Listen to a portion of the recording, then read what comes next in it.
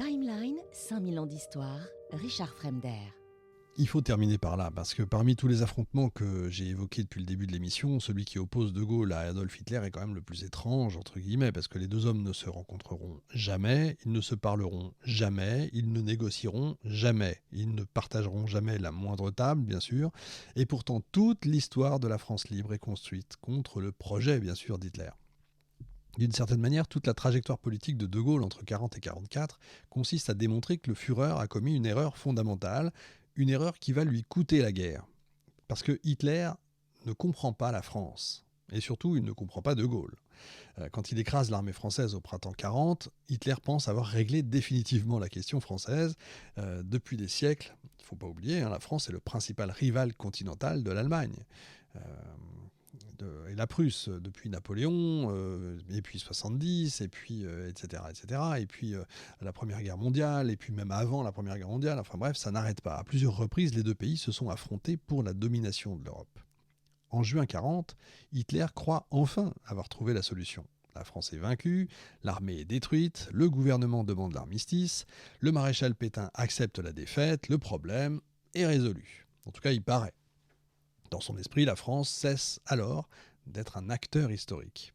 Elle devient un pays occupé, une puissance secondaire, une nation neutralisée et vidée de sa substance.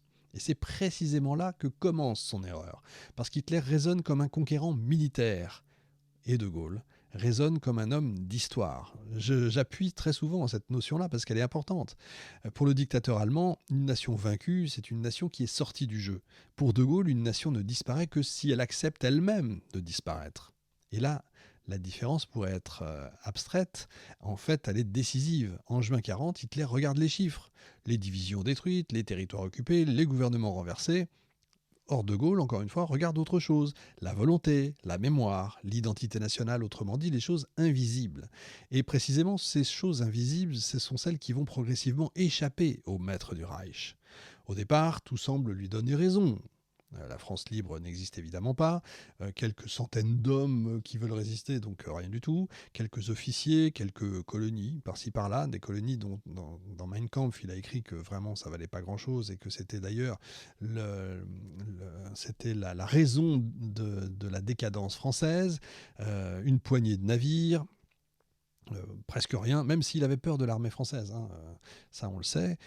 Face à eux se trouve la machine allemande, des millions de soldats, une industrie gigantesque, une domination continentale sans précédent, donc un écart qui paraît insurmontable. Mais Hitler sous-estime un phénomène qu'il comprend mal, la légitimité. Il croit que l'autorité naît uniquement de la force. De Gaulle pense qu'elle naît aussi de la fidélité à une idée. Cette opposition traverse toute la guerre. Chaque fois que le Reich avance, De Gaulle cherche à démontrer que la France existe encore. À Londres, à Brazzaville, à Beyrouth, à Alger, partout, chaque territoire allié, rallié, chaque bataille remportée, chaque unité française reconstituée à coups parfois de bouts de ficelle, évidemment de matériel américain, de matériel anglais, de munitions, etc. Mais il faut aller chercher à droite à gauche. Mais c'est toujours la France qui est là. Chaque discours, chaque symbole contribue à la même stratégie, empêcher l'effacement de la France. Au fond, Hitler ne cherche pas seulement à vaincre militairement son adversaire, il cherche à réorganiser l'Europe durablement. Et dans cette Europe nouvelle, la France doit être marginalisée, contrôlée, réduite, placée sous surveillance. Elle ne doit plus jamais pouvoir redevenir une grande puissance. De Gaulle comprend cette logique. Et c'est pourquoi son combat dépasse la seule libération du territoire. Il se bat pour la place future de la France dans le monde. Une nuance essentielle, je ne reviens pas dessus. Je pense que je l'ai assez appuyé quand il s'oppose à Roosevelt, Churchill, etc., etc. Et faire en sorte que la France soit présente le jour de la victoire. Pas simplement libérée, présente, assise à la table des vainqueurs, reconnue comme une puissance. Cette obsession qui paraît démesurée, surtout dans les années les plus sombres. 40-41, n'imagine pas comment ça a pu se passer. Comment un homme sans armée peut-il prétendre parler d'égal à égal avec les plus grandes puissances du monde ? Comment est-ce qu'il peut exiger une place dans les conférences internationales alors que son pays est occupé, ravagé, vidé de tout ce qu'il a, enfin bref. Mais De Gaulle, encore une fois, voit plus loin. c'est sa véritable bataille, donc pas seulement contre Hitler. En fait, Hitler n'est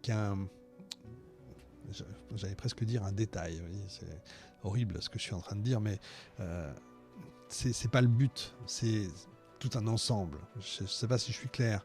En fait, sa bataille, c'est contre les conséquences de la victoire hitlérienne du début, parce que l'Allemagne nazie ne cherche pas seulement à conquérir l'Europe, mais redéfinir les hiérarchies, à redessiner l'Europe en fait, à créer un continent dominé par Berlin, à effacer l'ancien équilibre, à remplacer les États par des satellites, faire entrer la France dans la catégorie des pays vaincus, etc., etc. Donc c'est une vraie bataille diplomatique, une bataille symbolique.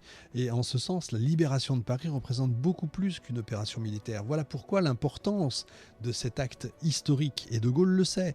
Quand il arrive dans la capitale en août 1944, il ne se comporte pas du tout comme un chef de faction. Il agit comme le représentant légitime de la nation. Son discours, Paris outragé, Paris libéré par lui-même, etc., etc., tout ça est important. Son parcours sur les Champs-Élysées n'est pas seulement une célébration, c'est une démonstration. La France est de retour, la République est de retour, l'État de droit est de retour. Et surtout, et ça c'est très important pour les années qui viennent, la France n'a jamais cessé d'exister. C'est tout le débat qu'il va y avoir avec Vichy, justement. Vichy était-il la République ou non ? C'est tout un débat. Tout le message gaullien est là. Hitler croyait avoir détruit la France. En fait, il a détruit qu'un gouvernement. Hitler croyait avoir effacé une nation. Il n'a occupé qu'un territoire. Et j'allais presque dire, quelque part, alors là, je m'avance extrêmement, mais ce sera à discuter dans une émission spéciale sur Pétain évidemment, avec Hitler, mais je pense qu'Hitler a sauvé la France d'un février 34 en fait, parce que l'extrême droite au pouvoir, la vraie extrême droite au pouvoir, pas celle dont on nous rabâche aujourd'hui, mais la vraie extrême droite au pouvoir, celle de Pétain, en fait, s'il n'y avait pas eu Hitler, peut-être aurait gagné et peut-être que le pays aurait été totalement différent. Bon, ça c'est mon avis personnel, ce dont on se fiche effectivement dans ce type d'émission. Bref, en tout cas, plus les années passent, plus une évidence apparaît. La plus grande victoire de De Gaulle, elle n'est peut-être pas militaire. C'est vrai que les armées alliées ont vaincu le Reich, les soviétiques ont brisé la Wehrmacht, les Américains, en tout cas à l'Est, les Américains ont apporté leur puissance industrielle bien sûr, mais c'est une victoire collective. Mais De Gaulle a accompli quelque chose que personne d'autre ne pouvait accomplir. Il a rendu à la France son existence politique. Sans lui, la France aurait certainement été libérée, bien sûr, mais est-ce qu'elle aurait été reconnue comme une puissance victorieuse ? Est-ce qu'on aurait eu un siège permanent au Conseil de sécurité des Nations Unies ? Est-ce qu'on aurait retrouvé aussi rapidement notre place parmi les grandes nations ? Certainement pas, puisqu'on aurait eu l'Amgot et compagnie. Que finalement, aujourd'hui, on a un petit peu, mais ça, c'est peut-être une autre émission qu'il faudrait faire.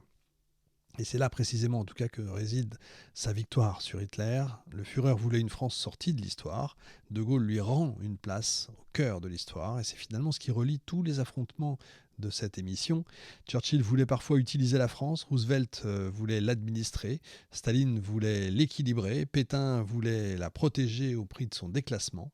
Et Hitler voulait la réduire définitivement. Face à tout ça, face à tous ces hommes, face à tous ces courants, bien De Gaulle n'a poursuivi qu'une seule idée, toujours la même, obstinément, passionnément, presque obsessionnellement, faire en sorte que la France demeure la France. C'est pourquoi il apparaît si souvent seul. C'est pourquoi il semble si souvent intransigeant. C'est pourquoi il donne parfois l'impression de combattre ses alliés autant que ses ennemis. Parce qu'au fond, De Gaulle ne défend ni un gouvernement, ni un régime, ni même une génération, ni même un parti politique, encore moins d'ailleurs. Il défend une certaine idée de la France. C'est quand en août 1944, il descend les Champs-Élysées au milieu d'une foule immense. C'est pas seulement la victoire d'un homme qu'on célèbre, c'est la victoire d'une idée que presque tout le monde croyait morte en juin 1940. Pardon, un peu d'émotion, parce que quand on va voir les... bref, pas de politique. L'idée qu'une nation peut perdre une bataille, perdre son territoire, perdre son gouvernement, c'est vrai, perdre son armée, et pourtant refuser de disparaître. Voilà pourquoi Hitler a perdu contre De Gaulle. Parce qu'il avait compris les chars, les avions, les divisions, les armes, mais qu'il n'a jamais compris la force des nations, Hitler, ni celle des hommes qui décident de les incarner. Et c'est peut-être pour ça que 80 ans après la guerre, Adolf Hitler demeure le symbole d'une défaite historique, tandis que Charles de Gaulle reste pour beaucoup de Français, l'homme qui a refusé que leur pays sorte de l'histoire. On se retrouve dans une semaine pour la dernière émission de la saison. Et puis, dans un instant, pour les abonnés premium, le bonus. Je vais revenir sur Jean Monnet quand même, visionnaire européen ou homme des Américains. Voilà, on va en parler ensemble. Salut. Timeline, 5000 ans d'histoire, Richard Fremder.